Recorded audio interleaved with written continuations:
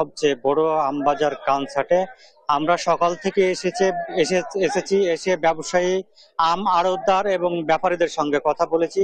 তারা বলছেন যে ঈদের আগ মুহূর্তে কিন্তু জমজমাট হয়ে উঠেছে কানসাটের এই আম বাজার।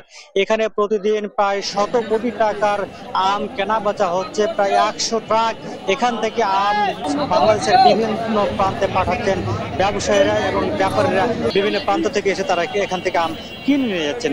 তবে এখানকার আম চাষি যারা একবার প্রান্তিক পর্যায়ে চাষি যারা আছে, যারা এখানকার আম ব্যবসায়ী আছে, তারা বলছেন যে আম সংরক্ষণের জন্য এবং আম বাজারজাতকরণ এবং আম প্রক্রিয়াজাতকরণের জন্য কোনো ব্যবস্থা না থাকায় তারা ন্যায্য মূল্য পাচ্ছে না। তাদের যে আম গাছে পেকে গেছে সেই আমগুলো তারা কিন্তু নামাতে বাধ্য হচ্ছে। যদি প্রক্রিয়াজাতকরণ করে যদি আমগুলো যদি ধরে রাখা যেত তাহলে কিন্তু তারা ব্যাপক পরিমাণে আমের দাম পেতেন এবং তারা লাভবান হতেন বলে আমাদেরকে ব্যবসায়ীরা জানিয়েছেন।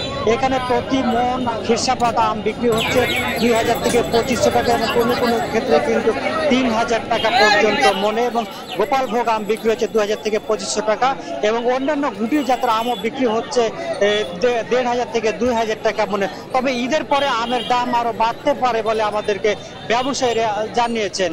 তবে আপনাদেরকে একটু যদি বলে রাখি যে এখানে 54 কেজি থেকে 52 কেজিতে এখন আম নির্ধারণ করা হয়েছে। এটি ব্যবসায়ীদের জন্য একেবারে মনের উপর ভাড়ার ঘা। তারা কিন্তু এক ধরনের আড়তদারদের কাছে জিম্মি হয়ে পড়েছে।